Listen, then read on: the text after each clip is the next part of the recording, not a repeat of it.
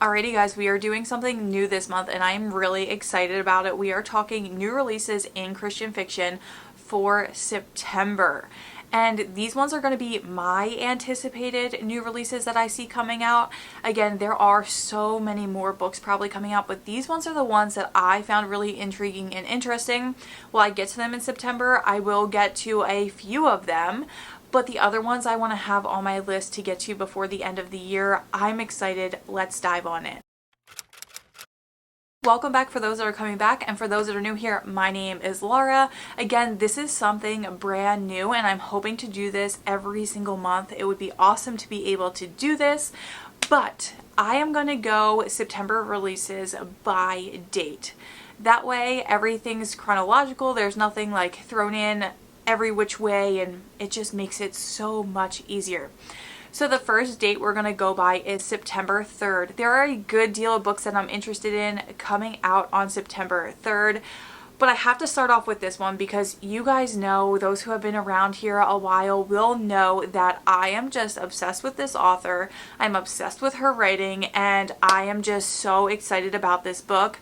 I am lucky enough that I requested this for review and it was actually sent to me. As you can tell, it is Low Country Lost by T.I. Lowe.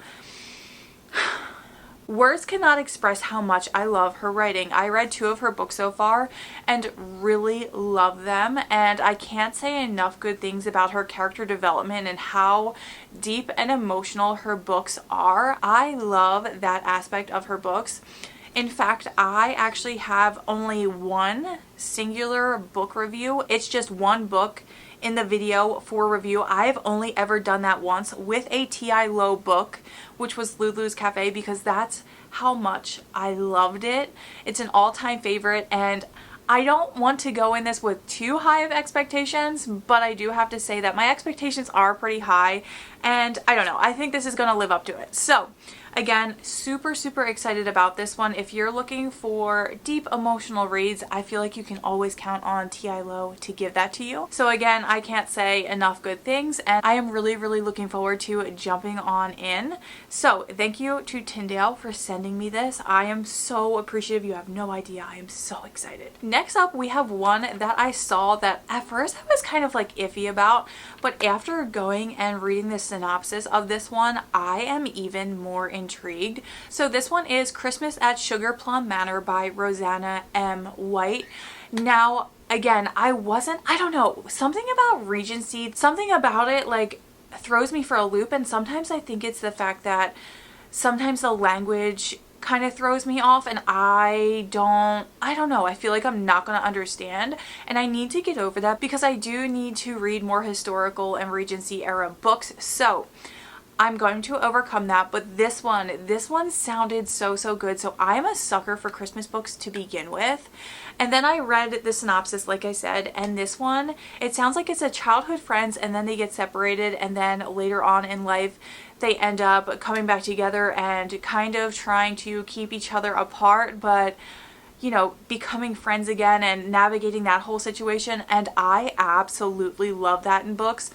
So while the time frames and the language and things kind of intimidates me, I do want to read this one and give it a go. Again, I know not all Regency and historical books are like that, but it is just something that intimidates me for some odd reason. I always think historical and Regency books are going to have language that I'm not going to understand or not enjoy, and that kind of just throws me off. So I'm excited to kind of dive on in and see what I think about that one. The next one on the 3rd is Lethal Standoff by Diane Mills, and this is a romantic suspense.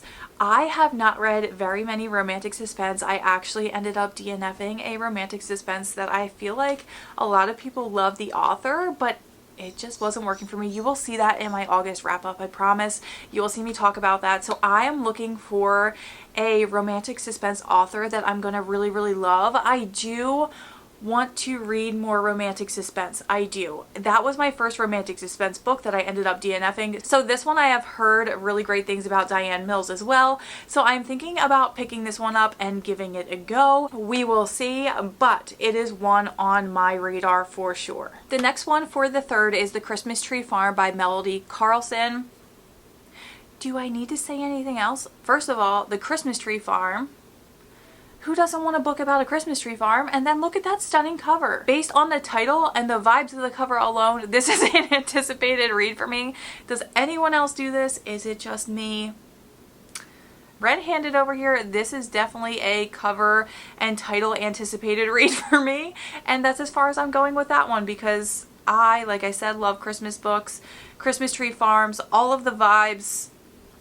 I'm excited for Christmas. I already want to read Christmas books, so I am excited for that one. And last but not least, on a third is another Christmas book. And guys, this is not the last Christmas book on this list. There are so many Christmas books coming out, and I am so excited about it. I am so excited. Anyway, this last one on the third is Meddling with Mistletoe by Liz Johnson. Again, the cover of this one, the title, I'm excited. I'm excited for all of the Christmas reads. I'm excited for all of the Christmas vibes. I am someone who gets really excited for fall, but I get even more excited for Christmas. After Christmas and winter, not so much. Christmas, give it to me all year round and I will be so excited about it. So another Christmas book I am very excited about. Moving on along to September 10th. I know a lot of you watching this probably already know what book is coming up for September 10th. I know it's on so many people's radars. This one is Before We Were Us by Denise Hunter. I have not read a single Denise Hunter book yet, but she has been on my radar for a while and I am going to be picking this one up. And if I don't read it this month, I will be reading it next month. And this cover also screams fall vibes and I am really excited to jump into her writing. I know a lot of people said to pick up a newer one of her books, especially since I'm reading her for the first time. So what a perfect opportunity to pick up one of her books and give her writing a try. Again, so excited to try one of her books and I honestly have heard just such amazing things and I can see myself picking this one up and reading it before the end of the month. And then last but not least, we have the books coming out on September 24th. So the first one I'm going to talk about is a Christmas book. It's another Christmas book. I know, but I'm excited about them. I have not read a single thing from this author yet, but so many people rave about her work and I need to pick something up by her. This is The Christmas Catch by Toni Shiloh. This is a novella. So what I'm thinking is starting with one of her other books. I don't necessarily know if this is interconnected to any of her other books. If you see the characters or anything in any of the other books, I am not quite sure.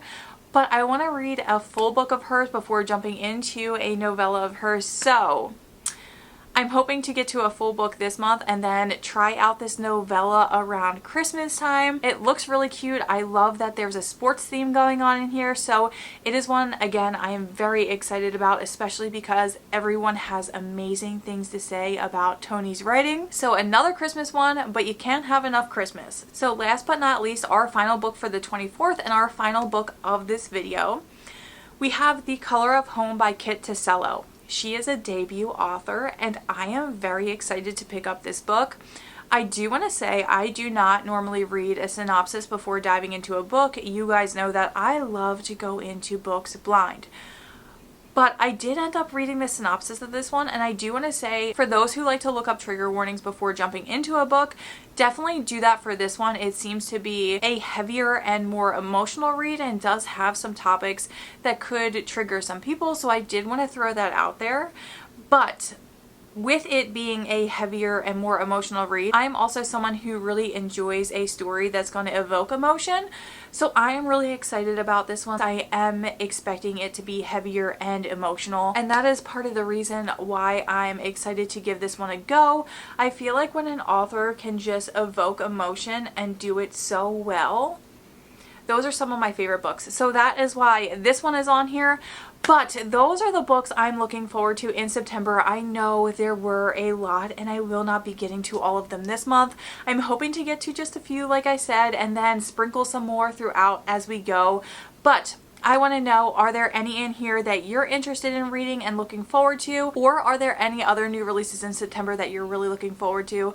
I would absolutely love to know. Make sure to leave it in the comments down below. Thank you guys for sticking with me for this video. I hope you enjoyed it, and I hope to do more videos like this as we go on. But thank you guys again. I appreciate you so much. If you like this video, make sure to give it a thumbs up. And if you want to stick around for more bookish related videos, make sure to hit that subscribe button. Again, I cannot thank you guys enough, and I will see you guys soon.